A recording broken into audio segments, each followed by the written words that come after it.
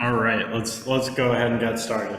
For those of you who don't know me yet, my name is Jonathan Zakorski. I work on the CNPP team at Universal Processing. CNPP stands for the Community Navigator Pilot Program, which we'll introduce in a little bit more detail in just a second. Today we have a really exciting webinar with Charles Liu, the COO of Away, formerly Vice President of supply chain at Walmart, as well as COO of Casper. So a little bit more on the Community Navigator Pilot Program. The Community Navigator Pilot Program was created by the SBA in an effort to connect socially disadvantaged small businesses to resources that will help them grow and improve. The CNPP is roughly a $100 million program. It's operated in a hub and spoke model. We work under the US PAC, which is the United States Pan-Asian American Chamber of Commerce, and we focus mostly on the Asian market, and we're happy to help any small business owner that is looking for advice on marketing, business technical assistance, payment processing.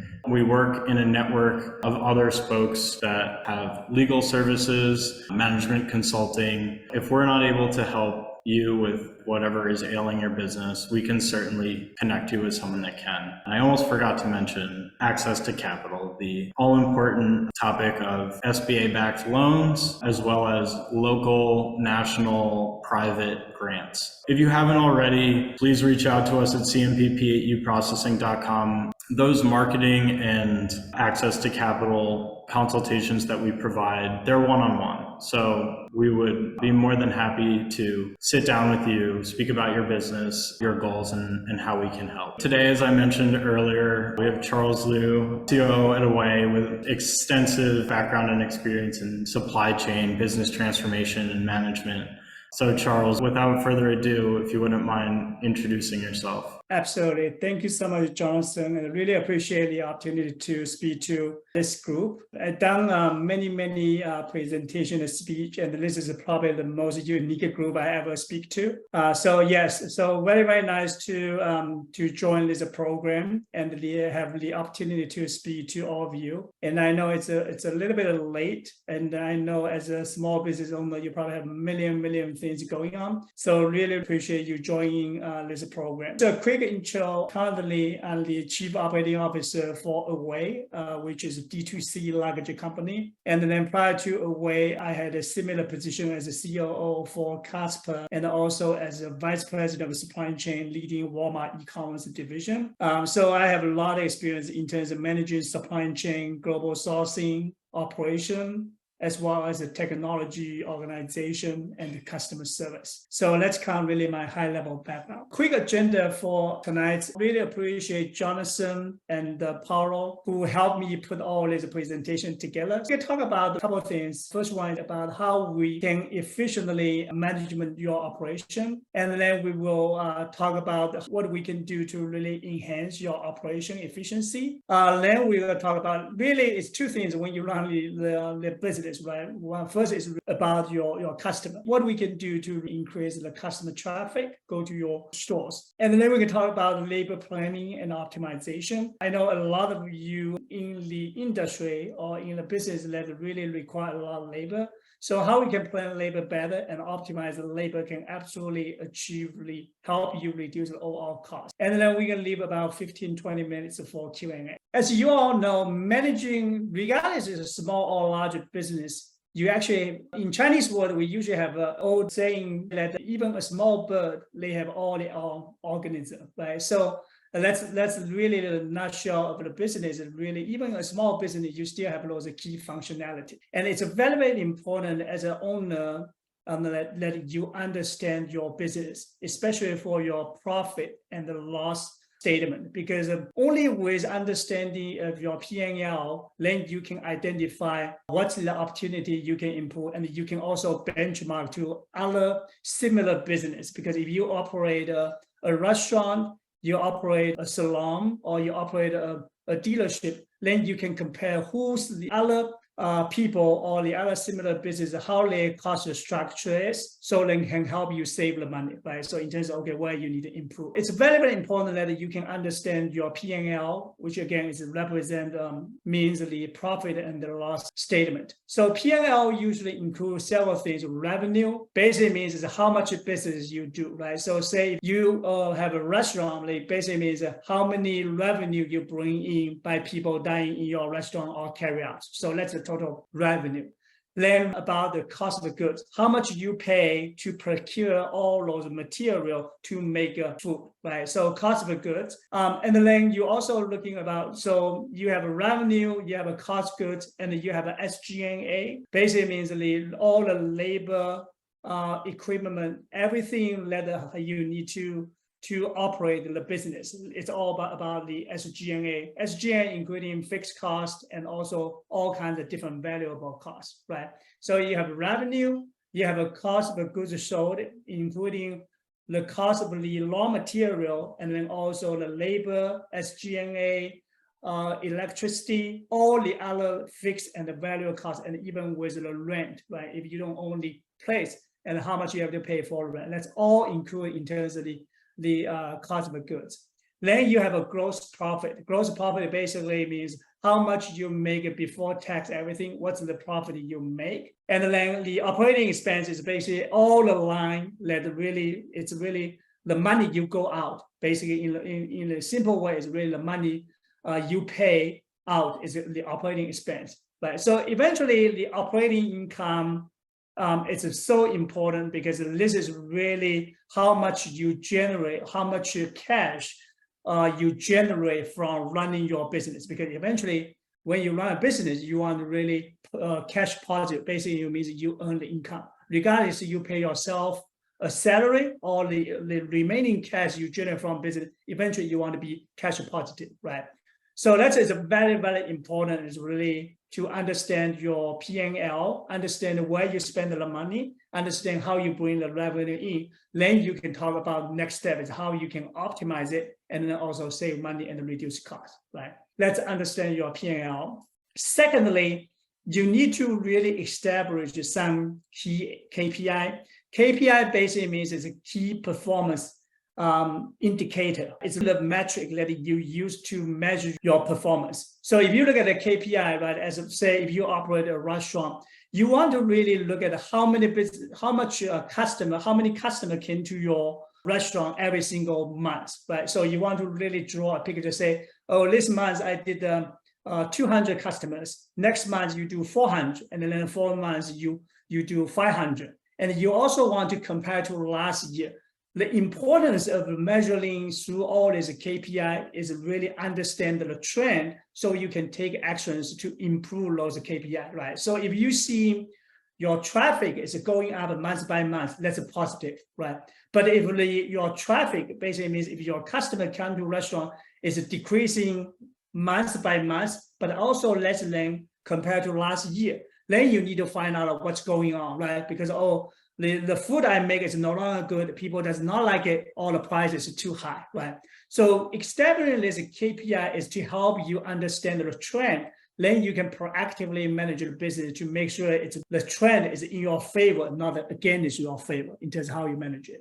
And then you obviously need to get a quantitative and qualitative data related to the KPI. That's what I'm referring to. When you establish this KPI, then you want to make sure that you track this month by month, but also compared to last year, so you can see the trend, year-over-year trend, right? Then you can identify, okay, if you do something, especially when you make some change to your operation, and you absolutely want to make sure you establish those KPIs so you can measure, is this operation bring favorability to your operation, or it's actually negatively impact your business. Having the right KPI is so important to running a business. And then the third component is about people, right? When you're running a business, it's all about people, how you hire best people and then make sure that you put the right people into the right position and then set a clear expectation for people to perform, and then also how you measure their performance, right? So we can talk about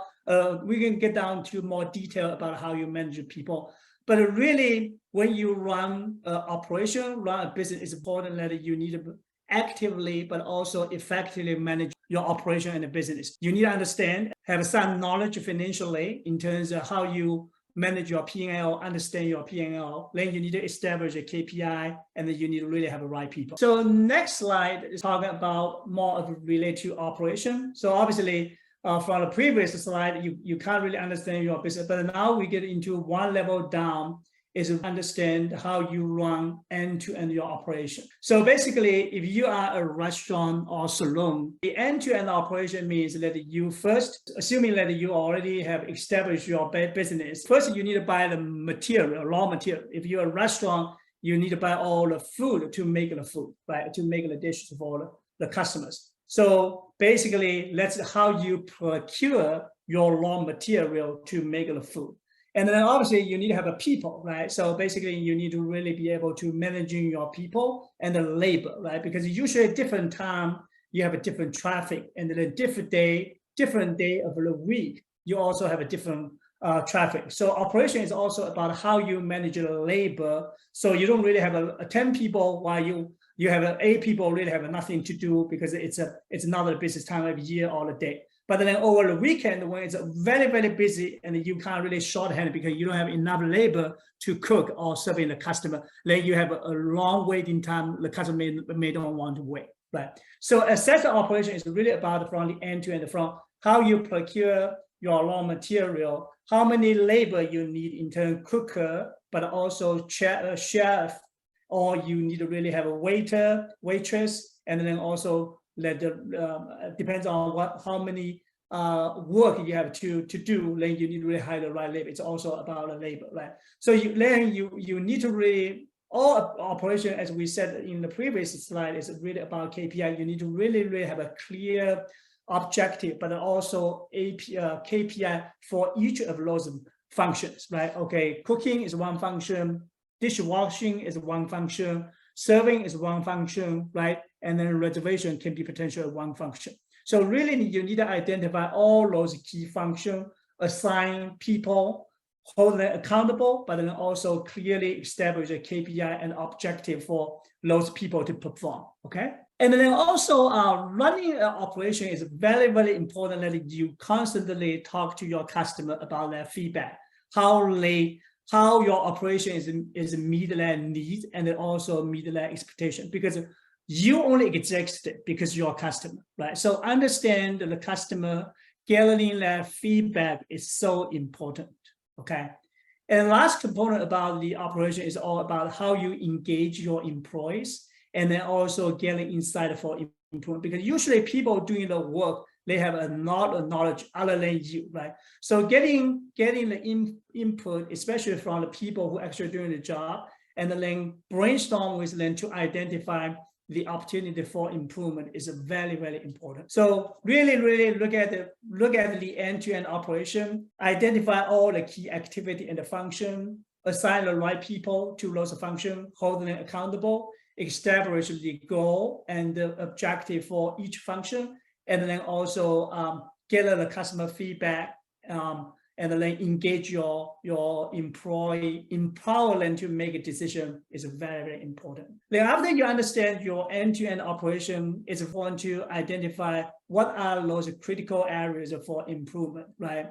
And then you can obviously perform a SWOT. SWOT basically is really identify what's your strengths, weakness, and then also the opportunity and the threat of your business, right? You want to really say, hey, what's I'm better compared to my competitors. Then you want to maintain those strengths.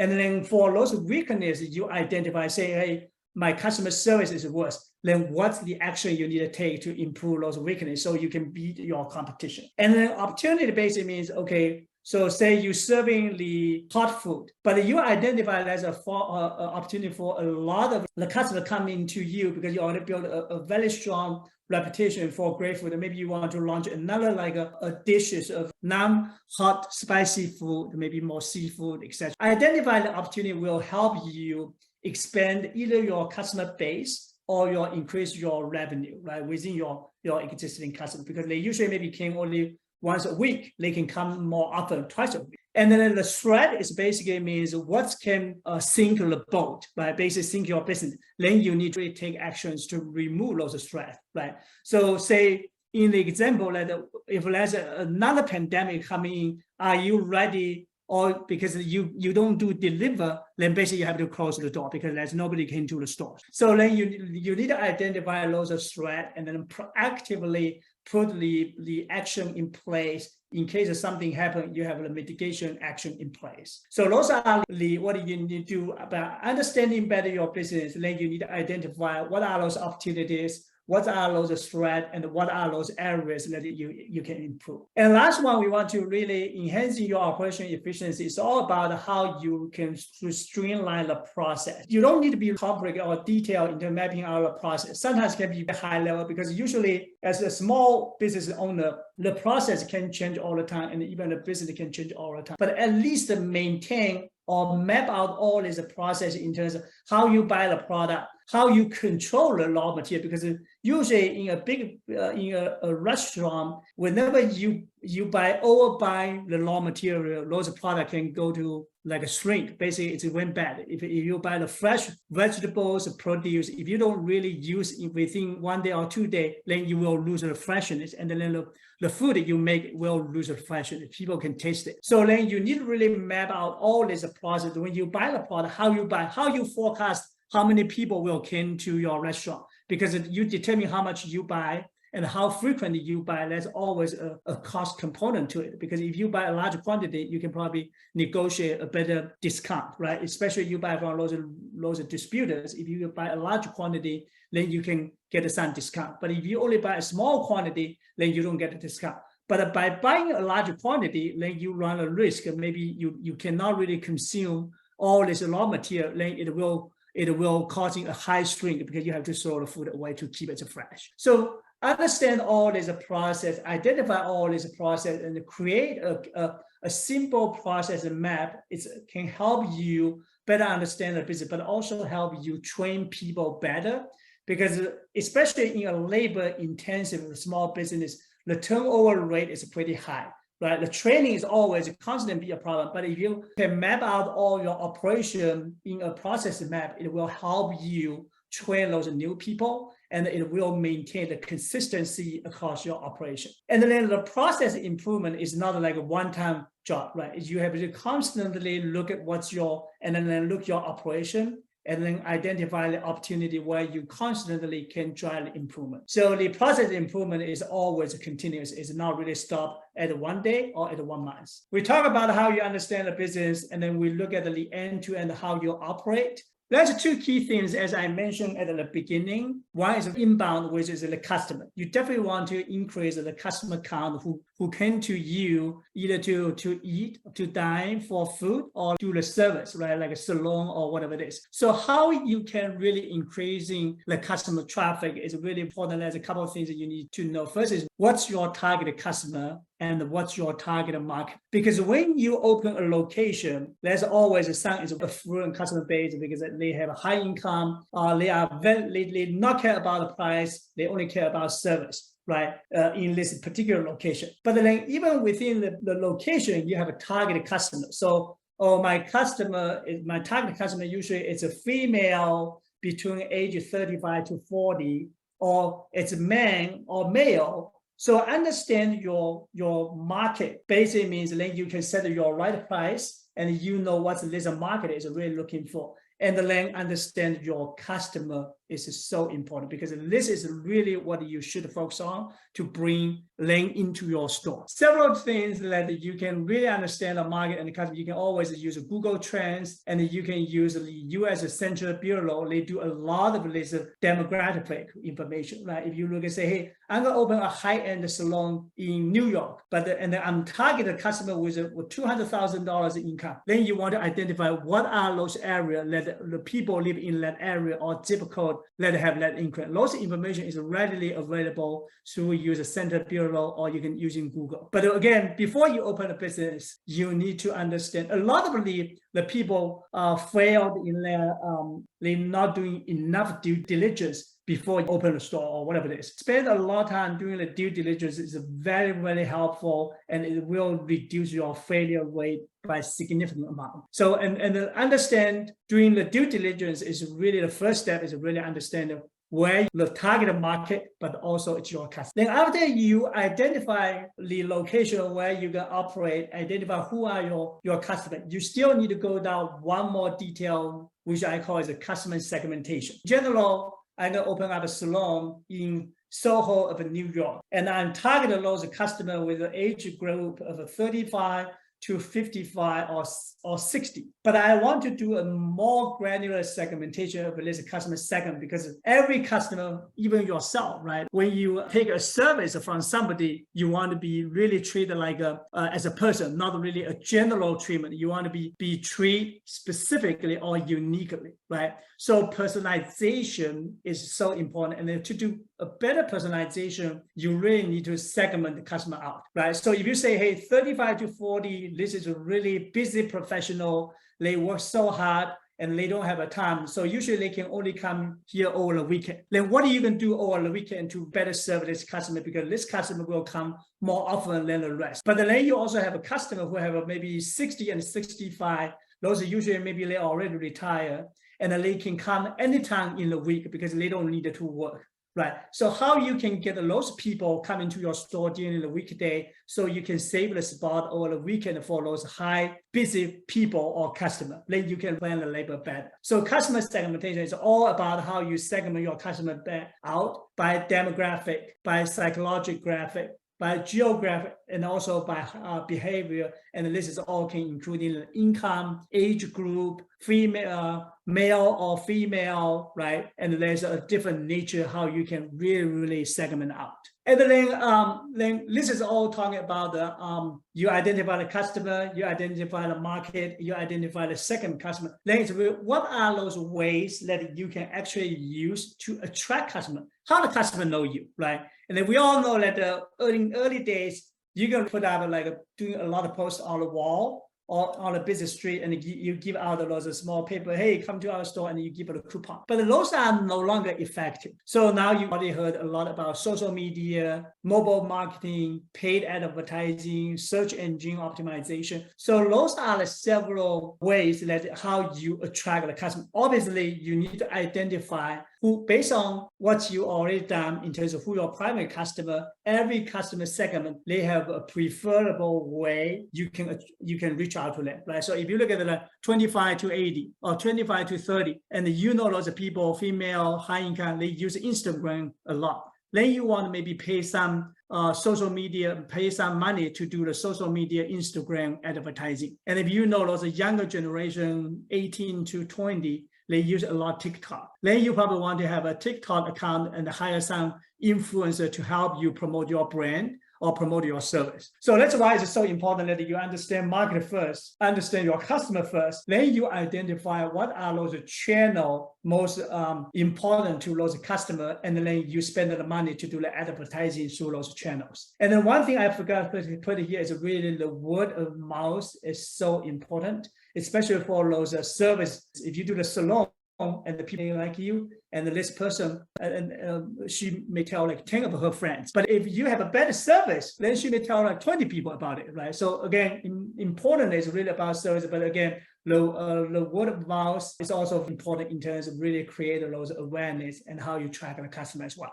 And then this is, so after you identify the channel, then it's really talking about how your marketing and what's your marketing and the customer engagement strategy, right? So you can use a social media marketing, which including Instagram, which including TikTok, Facebook, right? And then you can do some email marketing. Email marketing is something you have to, there's a lot of email agency that you can buy those email data or customer data, and then you can send a mass email to say, hey, we are running a promotion for this restaurant. If you consume over $100, we give a 10% discount, or we give an entree free, right? So email marketing is how you can doing a mass communication with a lot of customers, and then to promote your awareness of your operation. And then you can also do the content marketing and then influencer marketing. Influencer marketing basically is if influencer that she does the hair at your salon and she really like that, and she can post on her Facebook, Instagram page. And then if she have a lot of followers, then I can definitely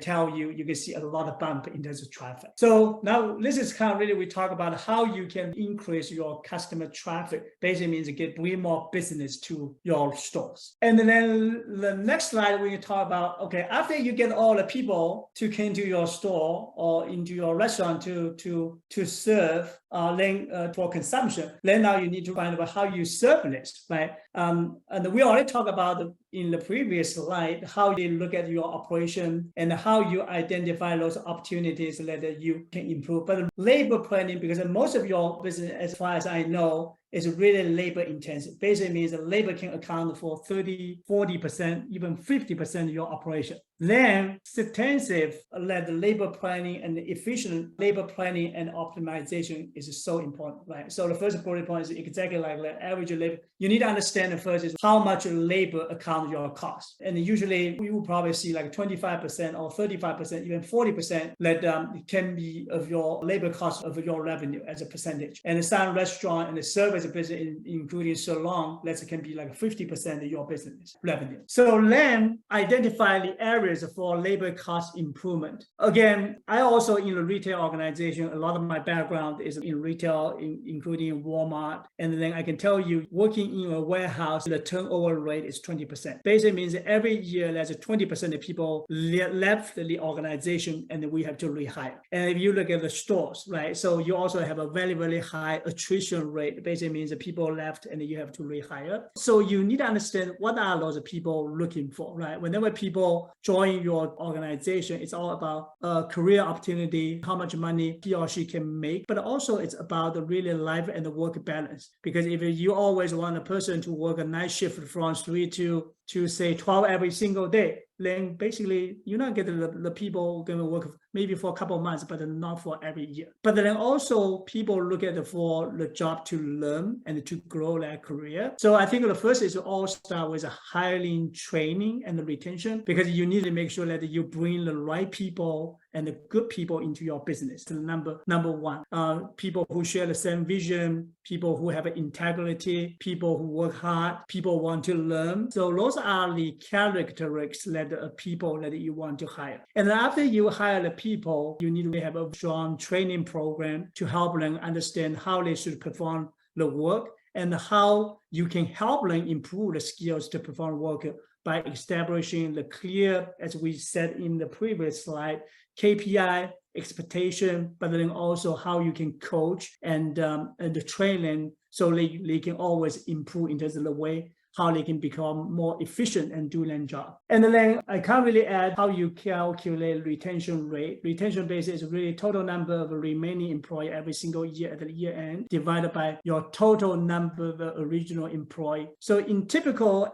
as a quick benchmark, in a retail organization, if you can maintain less than 10% turnover, basically means you can retain 90% of people, means you're doing a good job. So, but again, hiring, training, and retain people based on people's need is so important to your business, especially when you are a labor-intensive business. And then secondly, is you need to be flexible, because again, when the job market is hot, people sometimes they want the flexibility to manage their hours. And every employee have their need because of family, because of their education, because of the school. Everybody have a different region. It will be great if you can offer the flexibility in terms of both a full-time and a part-time. Obviously, if you operate a restaurant, managing part-time can be a little bit more challenging than people can come on a full-time basis, right? But usually sometimes a part-time, it's a lower cost in terms of full-time, but you just definitely need more effort to really manage the labor and the schedule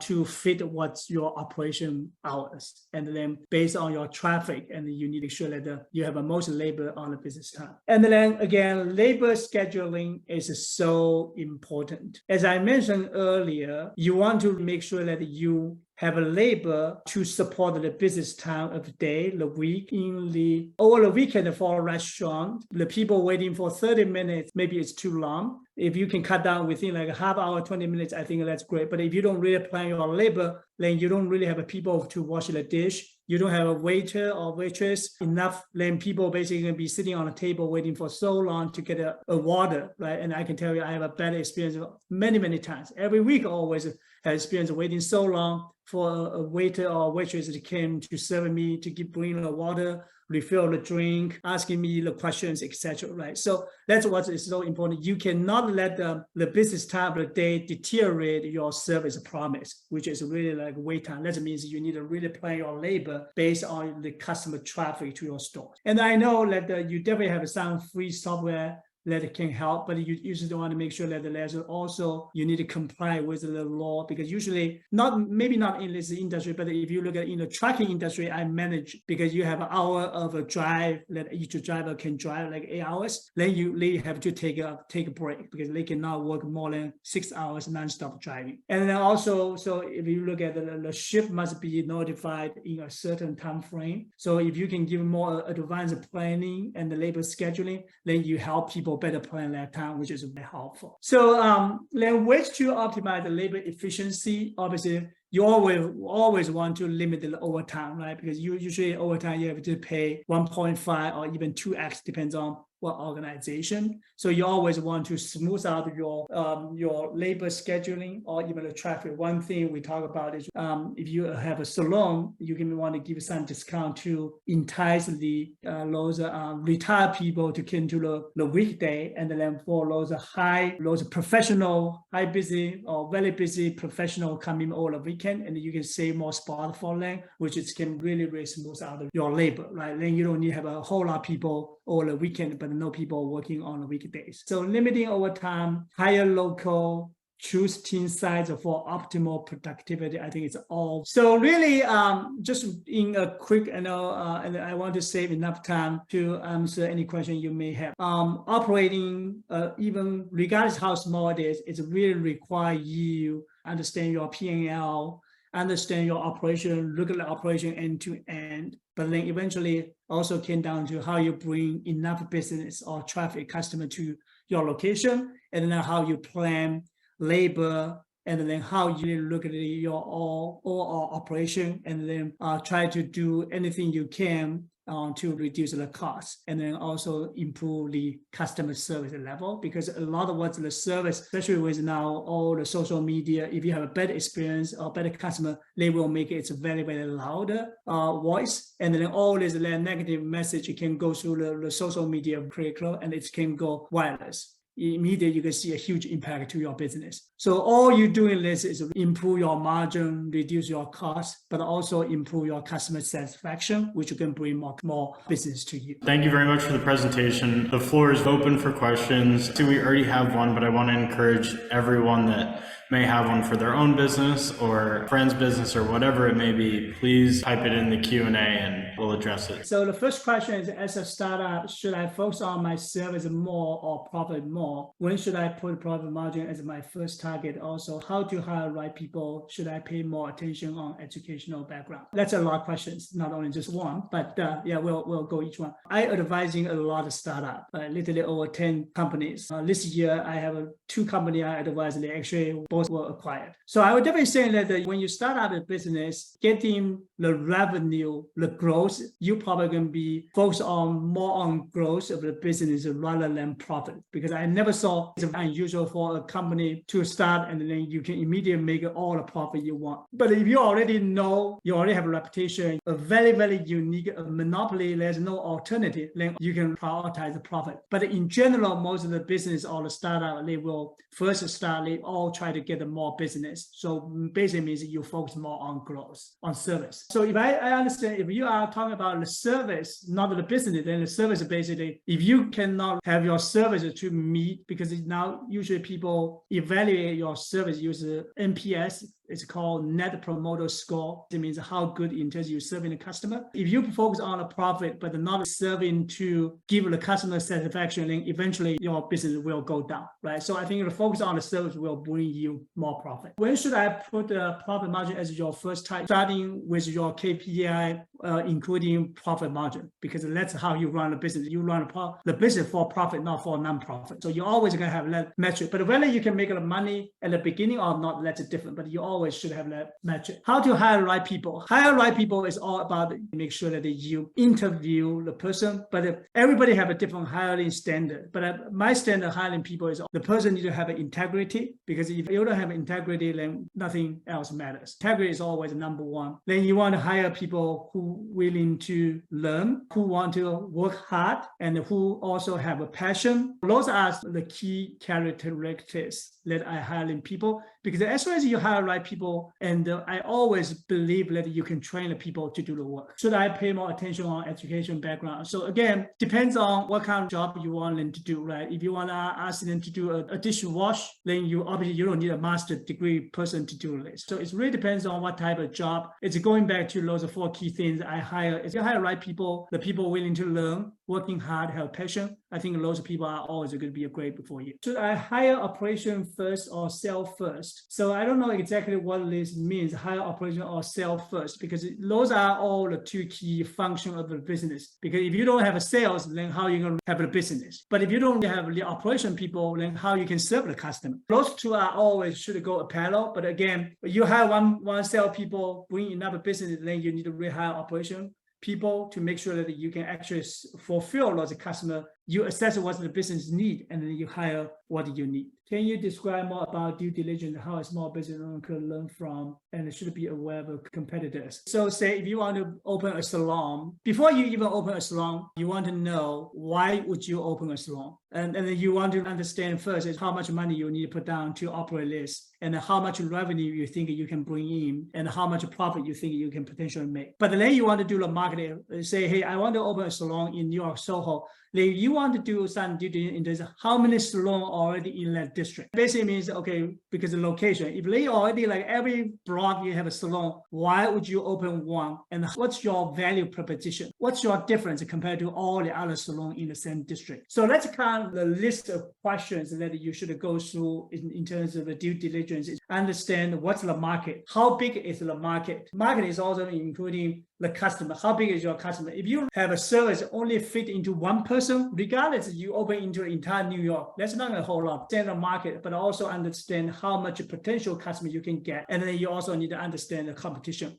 How many business already compared to what you're going to open already there? And what's your value proposition? Oh, I can do better than other people because my cost can be lower. My retail price would be better. The people offer the same salon service. My competitor at the lowest price, they charge $50. I only charge $30, and I can provide better service. That's your differentiation. But if you have no differentiation, and then why would people change the location where they're familiar with and come to you? So it's just like a people's nature. If you already go to a salon, you like that salon, and then why would you make change to another place? If there's another salon service open, even next door, would you change? You don't. So that's why lots of questions that you need to ask yourself is understand the competition, understand the market, understand the customer. Then you can really make a decision whether you should do that or not, and then what's your value proposition. In the fast-paced and stressful restaurant workplace, how can I make my employee feel valued and increase retention? It's very difficult to hire new people and take a long time to train it. Reward people and acknowledge people. And again, this is how I do. I manage over 100,000 people at the Walmart in the warehouse. It's a similar thing. A lot of times people always think that people need a monetary incentive. That's not true. Sometimes quick thank you and then writing appreciation card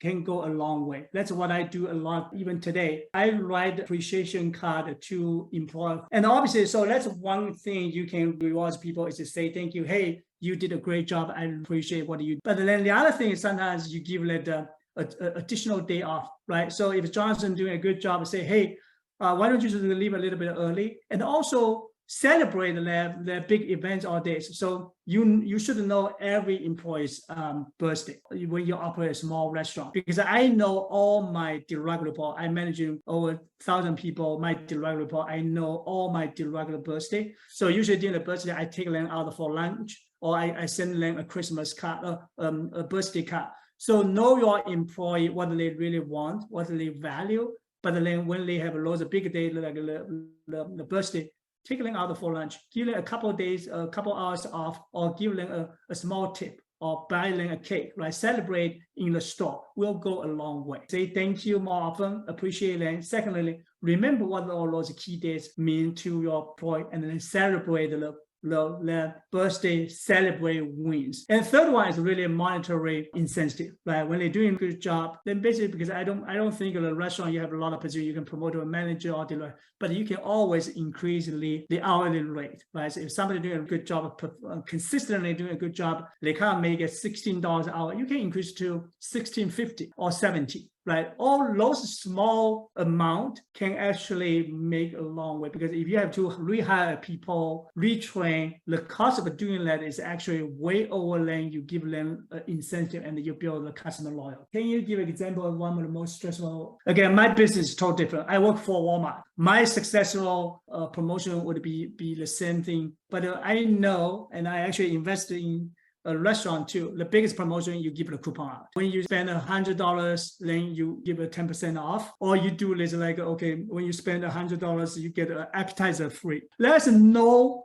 every industry is different. Every event is different. So all this, as long as it's meet your target, it means it's a successful promotion. And again, when I work for a large organization, promotion can mean that you get a free shipping and you get additional gift card. What strategy do I use to delegate responsibility? There's really no strategy to really delegate. Delegating means you empower your people, especially for a small business owner, they want to control everything, right? So, okay, when I buy the product, I want to make sure, because I'm afraid that they may overinflate the price. You have to build trust with your team. If you treat your people right, you will build a trust with your people, and you should empower those people to make a decision. These owners, they always have to be in restaurant. You don't have to hire the right people and let them manage a restaurant for you.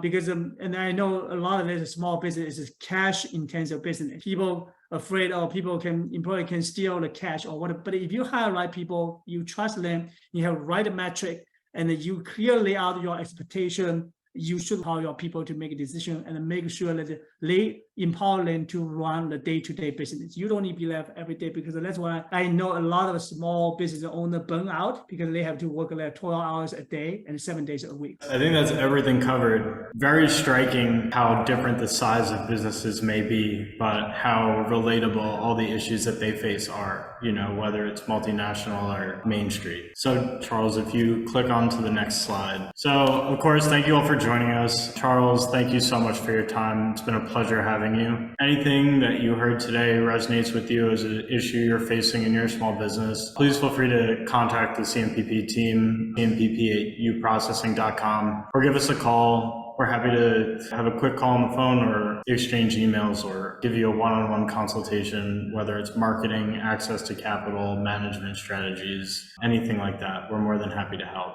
And be sure to scan that QR code to get linked up with our YouTube, our social media, and our mailing list. Thank you all very much for joining us. Thank you again, Charles, and we look forward to seeing you next time. That's great. Thank you. Nice talking to you, everybody. Great. Thank you.